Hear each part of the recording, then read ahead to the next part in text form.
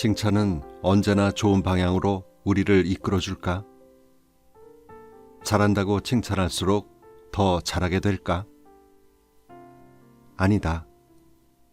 칭찬은 그렇게 단순하고 명쾌하게 한 가지 결과만을 가져다 주지 않는다. 긍정적인 효과도 분명히 있지만 역효과도 존재한다. 즉, 칭찬할수록 더 잘하기도 하나 칭찬할수록 오히려 상대방을 망칠 수도 있다. 책 읽는 다락방의 제이입니다. 사람은 다 제각각이어서 비슷한 문제로 고민한다 하더라도 그 해결책이 사람마다 다 다릅니다. 게다가 어떠한 현상보다 예측과 통제가 어려울 뿐더러 아주 복잡하죠. 변화무쌍하기도 하고요. 그러다 보니 내 맘 같지 않은 불편한 진실이 많이 생기기도 하는데요. 예를 들면 이런 겁니다. 부모로부터 더 잘하라는 칭찬을 받은 후 오히려 전보다 못하게 되는 자녀라든가 자신의 처지를 긍정적으로 생각하라는 조언을 듣고 나서는 더 우울해졌다는 자영업 사장님.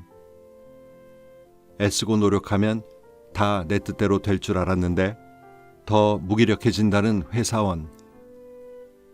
너무 사랑하는 사이였지만 한번 균열이 생긴 후엔 서로에 대한 분노로 치를 떠는 부부. 왜 이런 일들이 생기는 걸까요? 오늘 소개해드릴 심리학의 역설에서 그 답을 찾아볼 수가 있는데요. 이 책을 쓴 강현식 씨는 이것이 바로 우리의 복잡하고 다양한 마음이 가져오는 역설이라고 말합니다.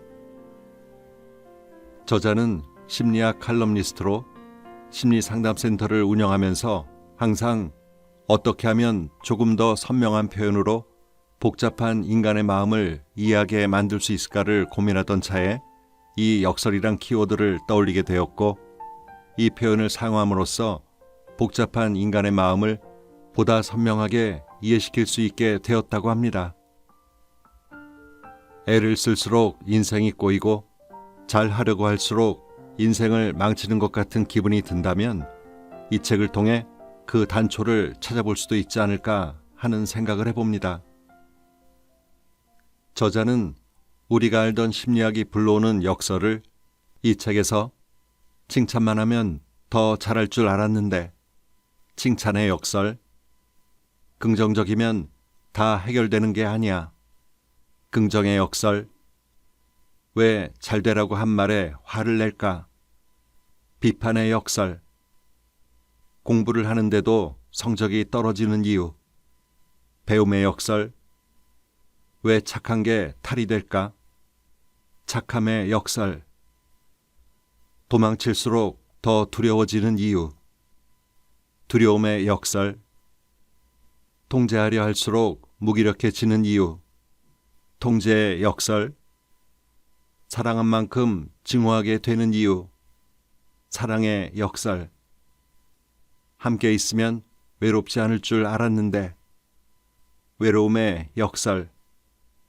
이렇게 9가지로 나누고 여러 이론 및 실험을 근거로 자세하게 풀어 이 책에 담았는데요. 오늘은 이 책에서 부분 발췌한 내용을 들려드릴까 합니다.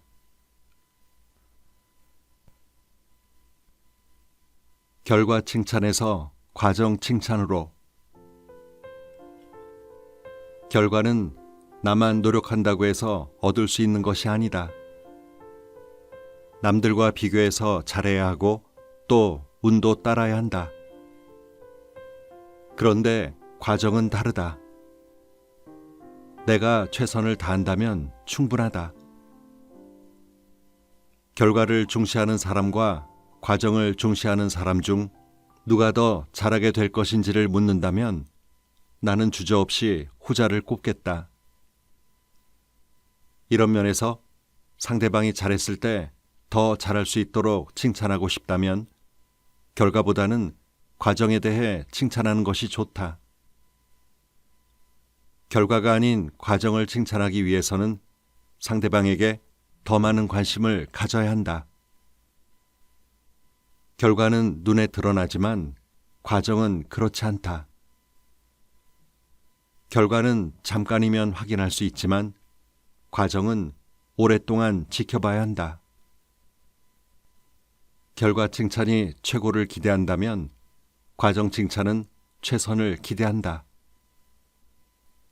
결과 칭찬이 타고난 능력에 대한 칭찬이라면 과정 칭찬은 누구나 할 수 있는 노력에 대한 칭찬이다. 결과 칭찬이 타인과의 비교를 통해서 가능한 것이라면 과정 칭찬은 자기 자신과의 비교를 통해서 가능한 것이다. 결과 칭찬이 끊임없이 타인의 시선과 평가에 전전긍긍하게 만든다면 과정 칭찬은 자신만의 기준을 갖고 당당히 살도록 만든다. 결과 칭찬이 상대를 조종하기 위한 것이라면 과정 칭찬은 상대를 행복하게 살도록 도와주는 것이다. 직장에서는 어쩔 수 없이 평가하고 비교해서 성과를 내야 한다. 학교에서도 불가피하게 선생님은 학생을 통제하고 좋은 성적을 내도록 유도해야 한다. 그래서 직장에는 성과급 제도가 있고 학교 선생님은 칭찬 스티커를 붙여주신다. 하지만 이런 상황에서도 결과보다는 과정을 칭찬하고 인정해주면 어떨까? 나의 실수와 실패를 알고 있음에도 최선을 다했다는 사실에 주목해 준다면 그 누구라도 감동받을 것이다. 당연히 최선을 다하게 될 것이고 결국에는 성과도 더 좋아질 것이다. 이런 면에서 회사나 학교에서도 결과보다는 과정을 칭찬하는 분위기가 만들어지면 좋겠다. 물론 당장 성과를 내야 하기에 어려울 수 있다. 그렇다면 우선 사랑하는 사람과의 관계에서부터 도전해보자. 결과 칭찬이 아닌 과정 칭찬을. 이제 고래를 바다로 보내자. 과정 칭찬은 칭찬의 역효과를 막을 수 있는 방법이라고 했다. 그러나 따지고 보면 과정 칭찬도 자신의 노력과 열심에 대해 타인에게 인정을 받는 것이다. 그래서 여전히 어떤 사람에게는 타인의 인정을 받기 위해 노력하고 열심히 해야 한다는 압박감과 부담감으로 작용할 수 있다는 점에서 한계가 있다. 이 한계마저도 뛰어넘을 수 있는 방법, 즉 과정 칭찬보다 더 좋은 방법이 있다. 무엇일까? 격려다. 격려의 의미는 영어로 보자면 용기나 의욕이 그 안에서 솟아나도록 북돋워 주는 것이고, 한자로 보자면 물결이 부딪혀서 흐를 수 있도록 힘써서 도와주는 것이다. 한마디로 정리하자면 격려란 이미 상대방의 마음에 존재하는 용기의 물결이 그 안에서 솟아나고 마음껏 흐르도록 돕는 것이다. 칭찬이 조건적 애정이라면 격려는 무조건적 애정이다. 칭찬을 받기 위해서는 결과가 좋아야 하거나 아니면 열심히 노력해야 한다. 이런 조건을 충족시켰을 때 칭찬해 준다.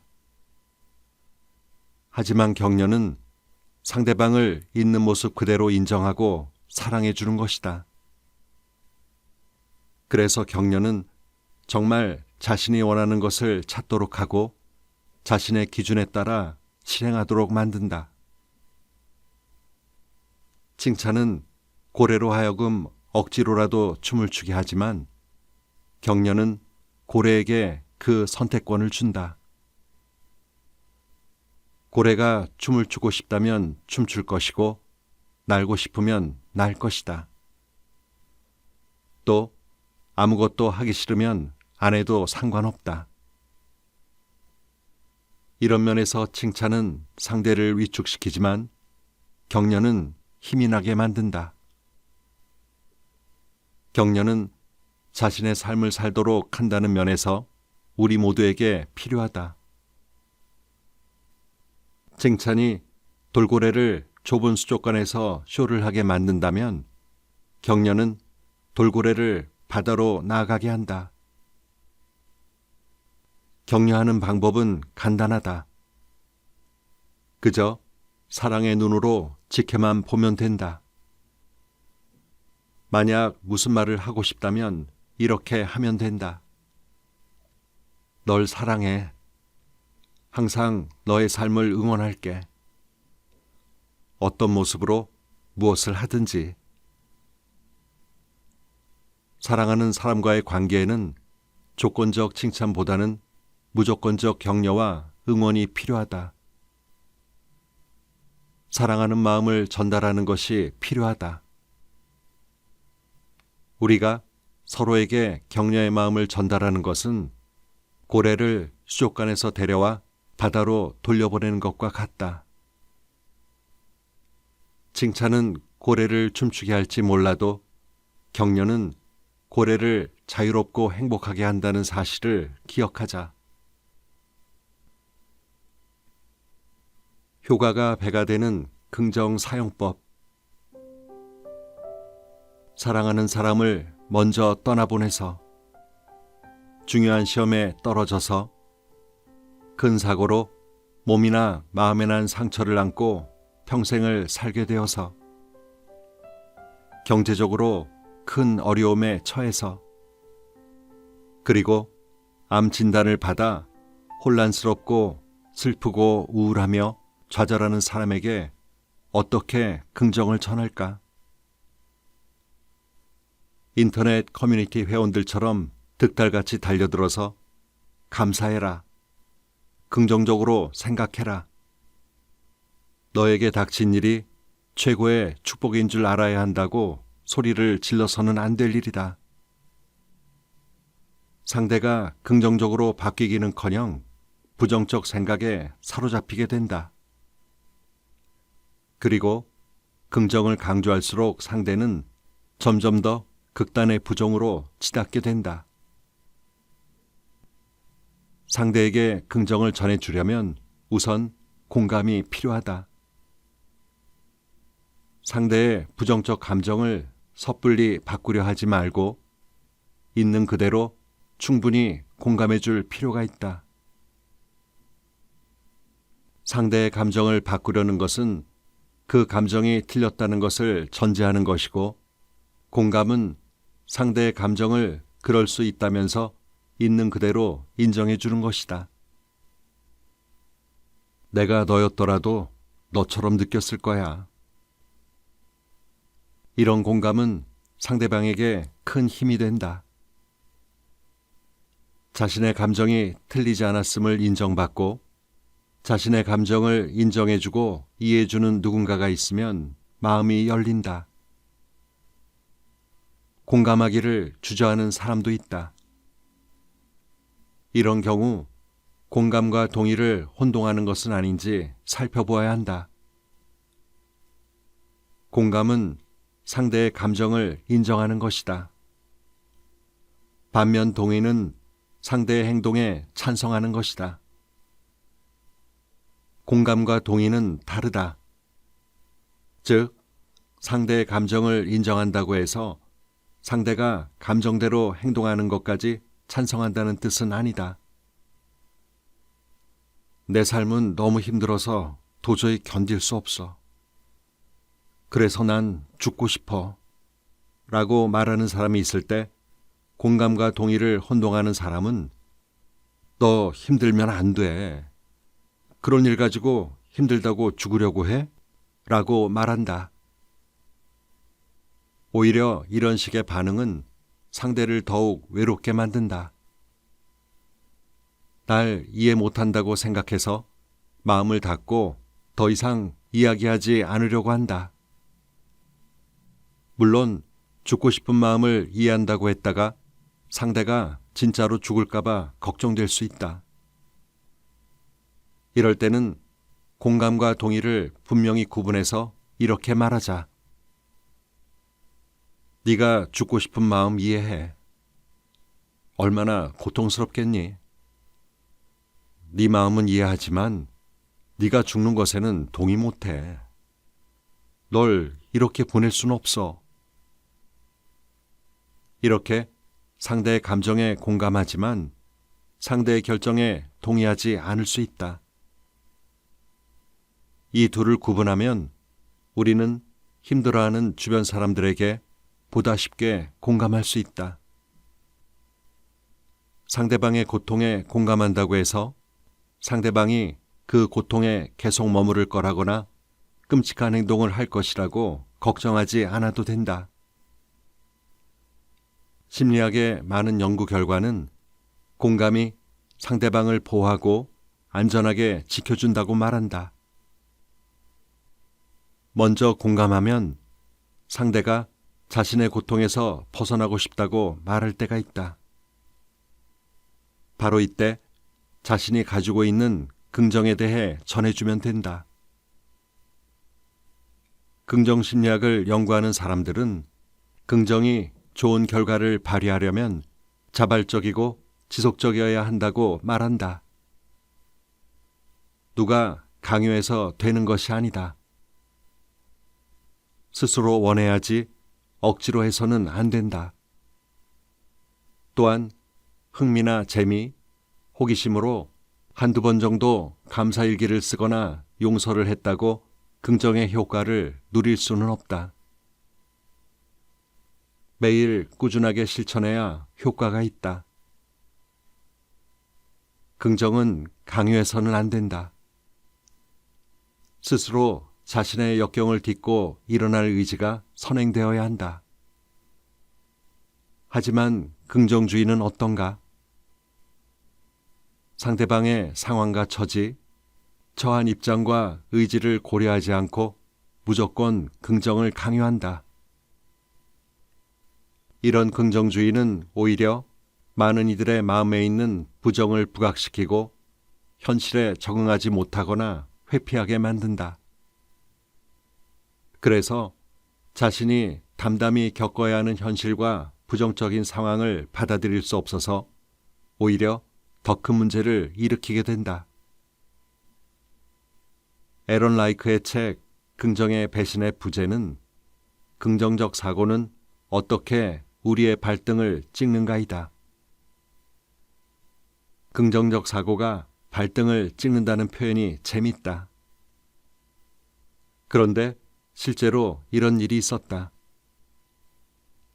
앞서 언급한 랜스 암스트롱의 이야기다. 자신의 암에 대해 그렇게나 열심히 긍정적인 말을 쏟아낸 그가 2012년 도핑 의혹에 휩싸였다.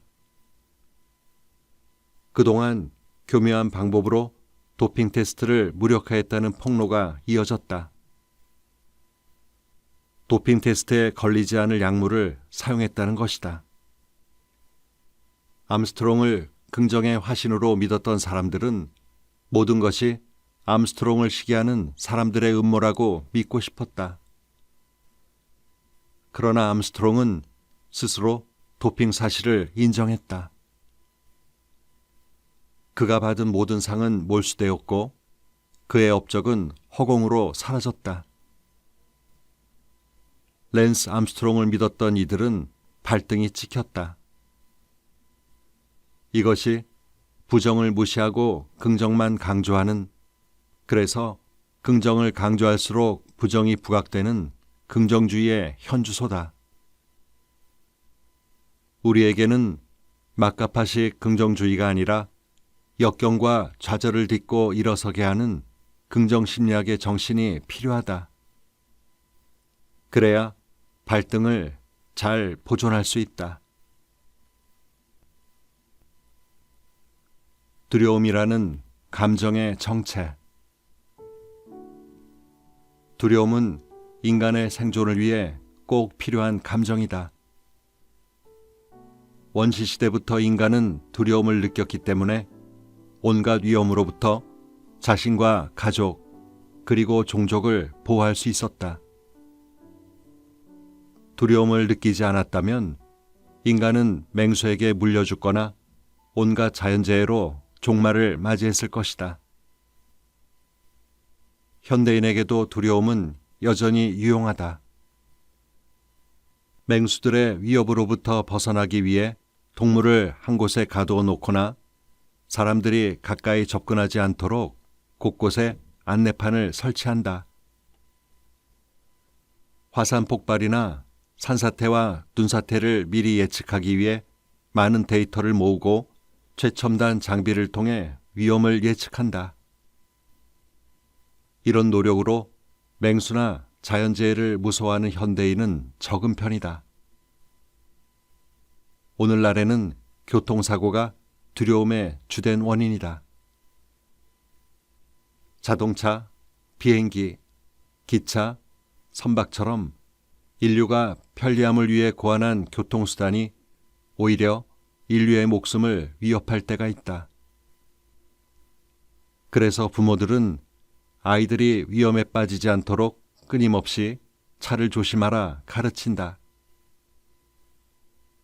과학자들은 교통수단의 안전성을 향상시키기 위한 기술을 개발하고 정부는 이를 뒷받침하기 위하여 각종 제도를 발전시킨다. 구체적으로 두려움은 어떤 식으로 우리를 위험으로부터 보호할까? 그 비밀은 신체 반응에 있다. 길을 가고 있는데 갑자기 호랑이가 당신을 향해 달려온다고 생각해 보자. 아, 지금은 원시시대가 아니니까 호랑이 대신 오토바이로 바꿔야겠다. 오토바이가 당신을 향해 달려온다면 당신의 몸과 마음은 어떻게 반응할까?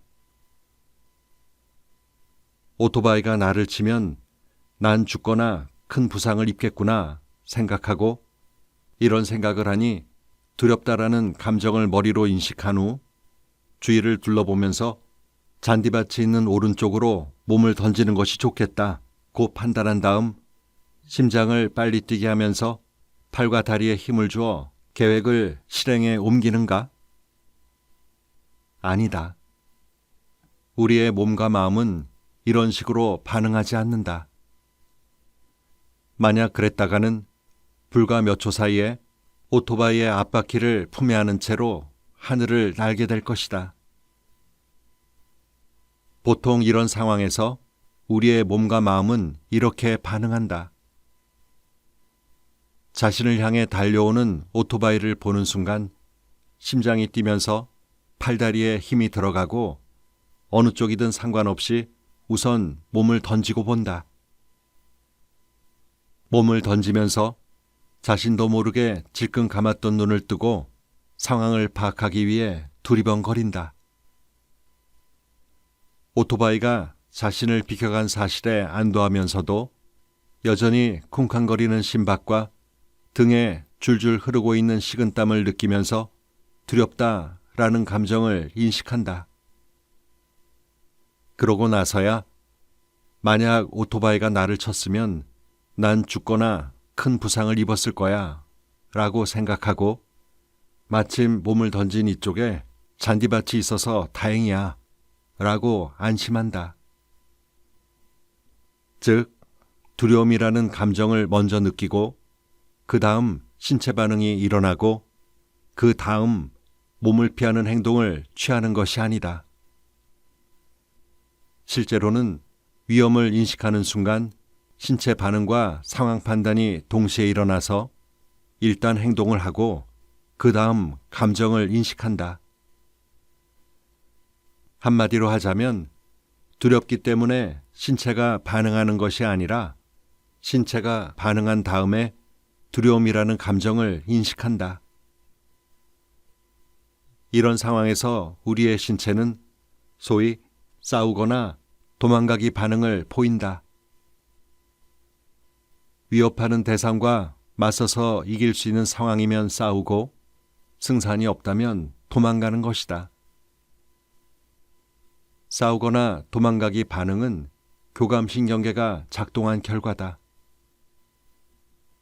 구체적으로는 심장박동이 증가하여 피를 더 빠르게 온몸의 근육으로 보내고 호흡이 빨라져서 많은 산소를 들이마시며 동공은 커져서 외부의 정보를 더 많이 수집하고 소화기관과 배설작용은 일시적으로 억제되며 손에 땀이 난다. 이 일련의 과정은 아주 빠르게 자동적으로 일어난다. 엄밀히 말하면 두려움이라는 감정을 인식하기 전에 우리의 신체가 먼저 반응하는 셈이다. 두려움이라는 감정을 먼저 느끼고 그에 따라 신체가 반응하는 것이 아니라 신체가 먼저 반응하고 그 다음 두려움이라는 감정을 알아차린다. 피하면 지고 맞서면 이긴다. 두려움을 피하려고 할수록 더 피할 수 없게 되는 이유는 무엇일까? 두 가지가 있다.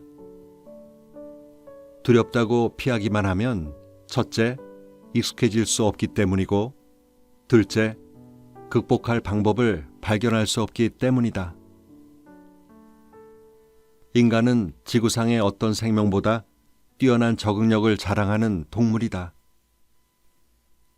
살아남기 위해서 어떤 식으로든 적응하게 되어 있다. 이가 없으면 잇몸으로라는 말처럼 말이다. 다른 맹수들보다 신체적 조건은 열악하지만 그것을 극복하기 위해서 온갖 도구를 만들었다. 맹수를 관찰하여 약점을 파악해 공격하고 제압했다. 어디 이뿐인가? 자연재해가 빈번한 지역에서도 사람들은 적절한 주거 환경을 만들고 자신의 몸을 안전하게 지킬 수 있는 장소를 물색해 놓는다. 이런 뛰어난 적응력으로 인간은 두려움을 이겨냈다. 따라서 두렵다는 것은 거꾸로 말하면 아직 적응하지 못했다는 것을 의미한다.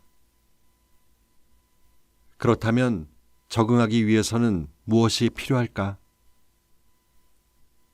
자주 노출해서 익숙해지는 것이다. 맹수의 위협이나 자연재해도 익숙해져야 적응할 수 있다. 익숙해져서 적응하는 것과 두려움의 관계는 신체적인 위협뿐만 아니라 심리적인 위협에도 적용할 수 있다. 사람들에게 욕이나 비난을 받을까 두려워한다는 것은 한편으로는 사람들의 욕과 비난을 덜 받았다는 증거이기도 하다. 욕과 비난도 익숙해지면 적응되어 두렵지 않다. 인류는 역사적으로도 아주 오랜 기간 동안 계급 사회였다. 어떻게 이런 일이 가능했을까? 계급에서 가장 하층에 있었던 이들은 자신들의 상전으로부터 멸시와 욕과 비난을 들었을 텐데 어떻게 견뎌냈을까? 원리는 간단하다. 너무나 오랜 시간 동안 너무나 자주 그런 대우를 받았기 때문에 익숙해졌고 적응해버린 것이다. 지금이라고 다르지 않다. 가정과 직장, 친구와 동료 관계에서 어떤 식으로든 학대받는 사람들이 잘 살아가는 것처럼 보이는 이유는 그런 대우에 둔감해졌고 익숙해졌고 적응해 버렸기 때문이다. 익숙해지면 두렵지 않게 되는 것은 우리 마음이 지닌 특징 중 하나다. 앞서 이야기했던 공포증도 마찬가지다. 양계장집에서 태어나서 어린 시절을 닭과 함께 보낸 사람이 새 공포증이 있을까? 없다. 어린 시절 산과 들에서 곤충을 잡으면서 논 사람이 벌레 공포증이 있을까?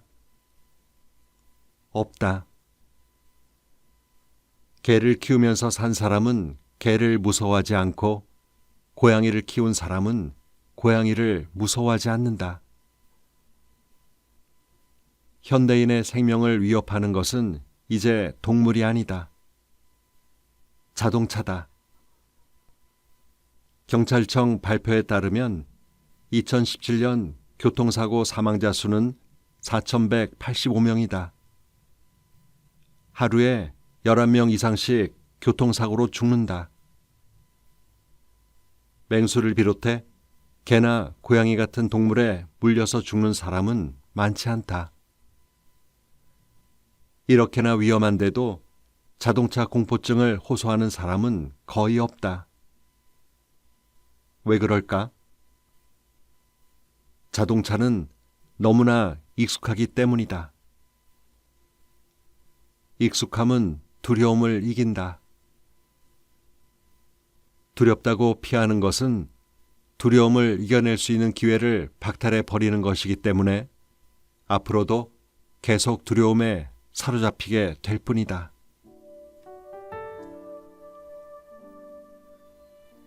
심리적으로 건강한 사람이란 자신의 유아기적 욕구를 충족시키려고 애쓰는 사람이 아니라 현실적으로 불가능한 것은 기꺼이 포기할 줄 아는 사람이다. 본문에 있는 구절인데요.